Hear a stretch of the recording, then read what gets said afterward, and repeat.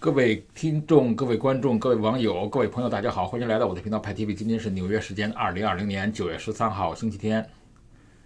根据 CDC 它在本周四发布的一份报告显示外出就餐比购物或者是去理发等其他活动呢，更容易增加感染新冠肺炎的风险。调查结果出炉之际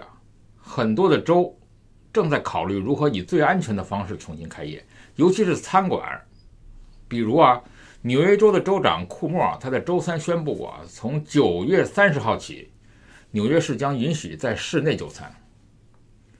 CDC 的报告是针对314名出现了新冠肺炎的这个症状的人呢，在对他们进行后续病毒检测时发现，大约一半的人检测结果呢呈现了阳性。然后呢，研究人员询问了所有参与者在新冠检测前2周的社交活动情况。参与者来自不同的州，重新开放指导方针各不相同，包括了加州、科罗拉多州、马里兰州、马萨诸塞州、明尼苏达州、北卡罗来纳州、俄亥俄州、田纳西州、犹他州和华盛顿州。那么这2组人所从事的活动大致相似，比如说他们是去教堂去健身房和商店，只有一个例外，外出吃饭或者在酒吧或者咖啡店消费。那些被检测出新冠病毒呈阳性的人呢，他们的报告在餐馆用餐的可能性大约是那些新冠检测结果为阴性人的2倍。而那些不知道自己接触过病毒但确诊的人，更有可能报告在前2周去过酒吧或者咖啡馆。去餐馆用餐会增加感染病毒的风险是有道理的。在商店或者是礼拜场所戴口罩很容易，但是在吃喝的时候呢，却几乎不可能。除了不戴口罩之外，人们在餐馆吃饭的时候呢，通常都相隔很近，彼此只隔着桌子坐着。在过去的6个月里外出吃饭会采取一些预防措施，即使坐在桌子旁，食物还没有上桌，依然会戴着口罩。邻桌有人则不会去做，在可能的情况下呢，还会要求坐在外面。那么这个报告有一个局限，就是说研究人员他没有询问参与者是在室内还是室外吃喝。根据传染病学家认为室外空间比室内安全，因为室内的通风条件比较差。 CDC 呢对外出就餐的指导方针表明驾车送货、外卖和路边取餐传播新冠病毒的风险是最低的。再次强调在战争年代如何保全自己的财产，因为现在中国在南海、在台海、在中印边境战争还有5个独立的危险，台独、港独、疆独、藏独、蒙独，还有潜在的红2代之间，还有 CCP 之间的非常腥风血雨的斗争。那么如果今天中国发生了战争，那么财产的概念要改写了。第一，战争年代我们知道房子会重新定义，和平年代大多数人呢，他们最大的财产就是他们的房子。记得在1941年那中日战争的时候呢，日本人他扔炸弹引发火灾，能烧掉一条街。那么这个房子里呢，其实在战争之间，日本人当然不会赔偿，那么当时的中华民国政府呢也不赔偿，那么扔炸弹的日本军队更不会赔偿。那么这种损失呢，最终是由屋主自己承担的。即便是在今天如果你的房屋是在战火中给毁掉了，那么保险公司呢也不会赔偿。更糟糕的是，如果你1000万买的房子，那么跌价可能到了500万甚至更少，那么你还必须得偿还银行的贷款，那就会让你倾家荡产。当然偶尔例外的就是说你的纸币滥发，那么当初你借的700万几年后只能买得起一双穿玻璃，那么这就赚大了。那么如果钞票它没有滥发的情况下，你的按揭的很多套房产到了战争年代记住都是负资产。所以我们知道，让人民热爱和平的最好办法就是让他们的钱都变成房产。那么与房子相关的其他东西中国特色的这种户口学区到时候都会一文不值。2战的时候，我们知道中华民国首都迁到了重庆，那么你的户口是没意义了，什么北大、清华、南开，他们都跑到云南，变成了西南联大，那么你就不指望什么学区房了，什么孩子的户口在所在地上学等等这些事情。房子在战争年代随时会炸毁，那么房产证是要留着的。当然战争结束后会重建，也可能你还会活着，可能你还会在原地再建一套房子。毕竟值钱的是地段，不是房子。但是当然不能期望太高了。那么战争年代使整个城市的生态环境变化了，人口大减，那么房产它的价值也不一定会增加。所以很多呢，有些人呢是在战争时间呢，他会把房子卖掉，当然也有些人会抄底。那么讨论战后发大财，当然你要看你是不是愿意赌，要看你的判断。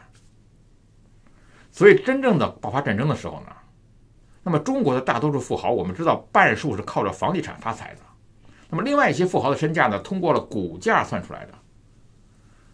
我们看到农夫山泉的创始人呢，前几天火了一把，股价上升，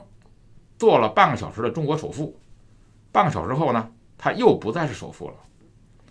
但是战争中最保值的财产啊，从来就不是房子，更不是股票。战乱啊，我们知道一旦发生啊，就有4个层次。第一层次，现金为王。现金就是随身带着的啊，那可以转移，可以随时转换成其他的东西。那么工厂呢，不能随身搬，产业链的上下尖不能跟你一起逃难，但是现金可以和你一起逃难。那么第2个层次，那一定是黄金为王。那么一旦打仗缺钱的话呢，国家必然用各种方法来掠夺民间的财富，用于战争。除了强制纳税、各种逼捐，就是发更多的纸币。那么某些国家的纸币的面额会是增加到10几位数。那么你这个纸币没人要的时候，黄金就是最可靠的货币。第3层次当然就是粮食为王，不仅仅是粮食啊，还有各种紧缺的生活用品。那没有黄金的人会进入物的交易。那么粮食和黄金一样，具备了稀缺性，没有谁能够短时间生产出大量的粮食。第4层次，也就是最糟糕的层次，就是枪炮为王，完全进入了暴力抢夺掠夺的阶段，抢到物资就活下来，被抢走就无法生存，武器就成为了人人必备的必需品。在不同的战乱状态下，你需要靠什么保护自己的财产，大体上就是上面这4种情况。当然了，如果啊你的财产太多，你是难免损失的。打仗啊需要大笔大笔的钱，谁出钱呢？谁有钱谁掏钱。二战年代，美国的高收入人群的个人所得税呢，一度涨到了50%甚至90%，基本上富人的钱呢都被国家拿去打仗了。中国抗战的时候呢，云南白药的创制人叫做许焕章先生，他捐赠了百宝丹来报效祖国。1938年的时候，民国政府觉得他捐献的不够多，要求他把配方交给国营企业中华制药厂，许焕章断然拒绝，结果就被软禁，郁郁而终。那么还有捐鸡祝寿的活动啊，当时啊以庆祝蒋介石的生日为名，大家为国家捐钱买战斗机，富人就得多捐点，若是捐的少，民国的官府有办法给你穿小鞋。我们知道当年岳飞他被杀的时候啊，不是仅仅是皇帝和秦桧的意思，而是江南的地主富豪个个对岳飞不满。那么他们希望啊议和不打仗了，可是岳飞非要打。打仗谁出钱呢？当然不是岳飞出钱，也不是皇帝出钱，出钱的就是江南的地主和富商。军费是不小的一笔开支啊，如果打输了再议和，还得赔偿白银多少万两，也是地主富商出钱。那么打赢了呢，可能更糟糕。北方早已被战火摧残的满目疮痍，为了展示皇恩浩荡，你们的富人就得出钱去救济那些粮食不够的北方人，又是一大笔钱。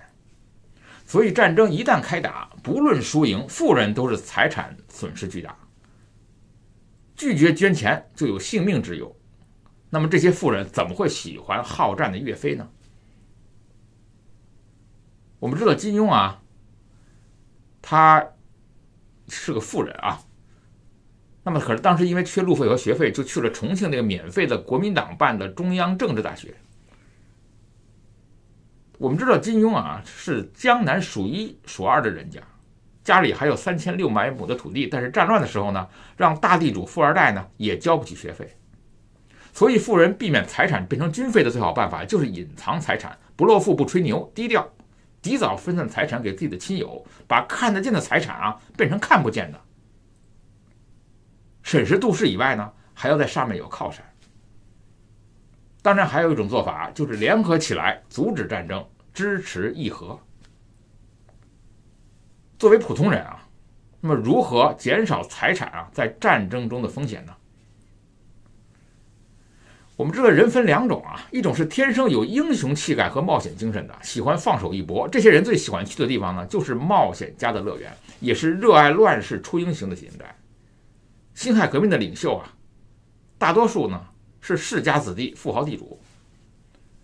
他们喜欢啊，心怀天下，根本不在乎这个个人财产和安全。这种英雄呢，不属于普通百姓，我们对他们表示敬意呢，但是不效仿。作为我们这样的普通百姓啊，天生保守惜命、谨慎、热爱和平，平平安安过一生，守着家业，避乱世，过小日子，传宗接代，就是普通老百姓的理想。所以作为普通百姓呢，如何在战争中减少财产的损失呢？当初啊，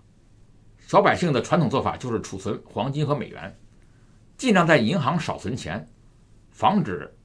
现有的货币贬值。如果有太多的房产呢，也不要集中在一个城市，要分散一点。如果有多余的财产呢，转移到不大可能受战火牵连又尊重私有财产的那些国家。如果一个国家遭遇苏联式的革命，富豪的钱呢就马上变成了国家的钱，就没了。那么在南非这样的平等主义思想高涨的国家呢，富人和穷人的差距很快变小，也不是合适的选择。所以瑞士、新加坡、马来西亚、菲律宾、南美洲、美国之类的地方呢，或许更适合作为财产的存放地。之所以提到美国，是因为美国太强大。如果美国本土都被战火摧毁，那么这个世界上基本上就已经没有安全的地方了。所以最重要的一点是要把有形的财产在战争期间转化为无形的财产。任何有形的财产都可能被剥削。那么战争年代房屋、汽车、渔船都可能被强制征用，土地和工厂可能被公有化，银行账目可以被冻结，私藏的黄金、美元可以被没收，现金呢可能被禁止交易，纸币和数字化的货币呢可能被换水贬值，各种知识产权被政府征用，甚至配方可能也被强制归为国家所有。不论你有多少股票、期货、债券，各种证券在特定的年代都会消失得无影无踪。所以最高明的做法就是要把有形的财产转化为无形的财产，包括栽培扶持你的子女亲友，给他们最好的教育、最好的机会，结交更多的优秀人士，打造家族的声誉。即便战争夺去你的一切财产，只要家族的素质好、见识高、人脉在，重新崛起就是很容易的事情。那么这些无形的财产是其他人拿不走的，这些无形的财产会随着家族的传统一代代相传。当然这方面成功的例子有不少包括有这个钱氏家族有著名的教授、院士、文化名人多达上百人海宁的查家，还有这个联姻也出现了金庸、徐志摩、琼瑶、查良铮这种一大堆名流。那么荣氏家族当然我们都知道了，也是富豪世家。那么贝明家族在苏州他也是人才辈出，已经是第15代富人。所以作为家族的这种无形的财富呢，就可以延续好几代。我们知道，即便是一些看起来似乎白手起家来的人呢，其实他们祖上也富过的。比如说刘强东和曹德旺，他们的祖先都是非常成功的富人。上次节目里我提问这个张文宏他没得上奖，那么他竟然跟得奖者陈薇干起来了。我们知道钟南山获得了大金链子的共和国奖章张文宏没有评上，全国共有506位个人获奖，范围不算小，居然没有张文宏。记得全民还处于新冠恐慌期的时候那么张文宏当时很火，热度一度超过了钟南山。当时的张文宏和钟南山问鼎是平分秋色，齐头并进。没想到士别3日，当刮目相看。如今的钟南山院士是荣登榜首，而张文宏一路走来了得，却变成了一个崇洋媚外的骂名。那么钟南山支持的莲花清瘟还有血必净大卖，而张文宏呢，和这个共和国勋章的获得者另外一个少将陈薇出现了吵架。人民英雄、国家荣誉称号获得者陈薇带着团队研发重组新冠疫苗在国内和国际分别率先进入了1期和2期的临床试验。这个疫苗3期的国际临床试验呢，正在有序推进。可是张文宏说要想彻底消灭病毒，需要保护力永久的成功疫苗的诞生，但这种疫苗目前没有。而陈薇说啊，他的疫苗重组新冠疫苗对已经发生变异的新冠病毒能够完全覆盖。他们研究的是基因工程的疫苗啊，一旦产生了变异，影响保护效果的时候呢，就可以用现在的疫苗啊作为基础免疫，很快做一个针对性更强的疫苗，对它进行加强免疫，就像是给软件升级打补丁一样。言外之意，这是一直升级的疫苗啊，可以有持久的保护力。当然，张文宏不以为然，全球范围内都没有找到特别明确的解决路径或者答案，甚至还举了2003年的 SARS 的例子。当时疫情结束也是因为 SARS 只在人类内部传播，没有跨物种传播，只要测体温就能测出病人，而新冠病毒只靠测体温已经不太够用。对于新冠病毒还有很多未解之谜，它到底来源于哪里，哪些动物能感染并传播，这些都是没有确切答案的。WHO 啊曾经宣布过啊6次国际公共卫生紧急事件 ，H1N1、脊髓灰质炎、埃博拉、塞卡，还有这个新冠病毒，没有一次是完全解决的。常态的流行 H1N1 变成了季节性流感，局地流行呢，如埃博拉已经还在非洲进行流行。那么一些疫苗啊，暂时在人类中效果不错，但如果跨物种，张文宏说，如何才能彻底消除新冠病毒呢？病毒的变异不明显是重要的先决条件之一，意思是目前来看啊，这种病毒的变异复杂，有的很明显不可能彻底消除病毒。目前啊，全球也对此没有什么好的办法。所以我认为呢，张文宏分析的是有道理的。在不断变异的病毒面前啊，疫苗不是万能的，但是话呢，也不要说的太满，以防以后打脸。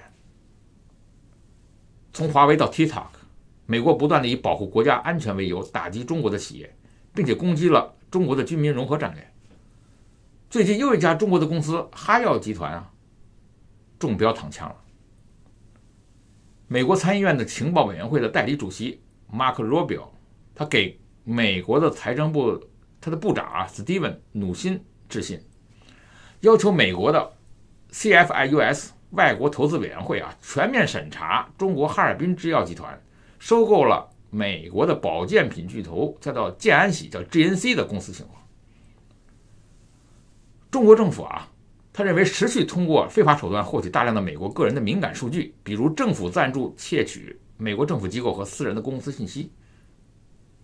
GNC 在美国拥有超过5200家零售店和庞大的客户基础，收购这样一家美国主要健康营养连锁公司，为哈药合法购买信息提供了机会。那么同时 GNC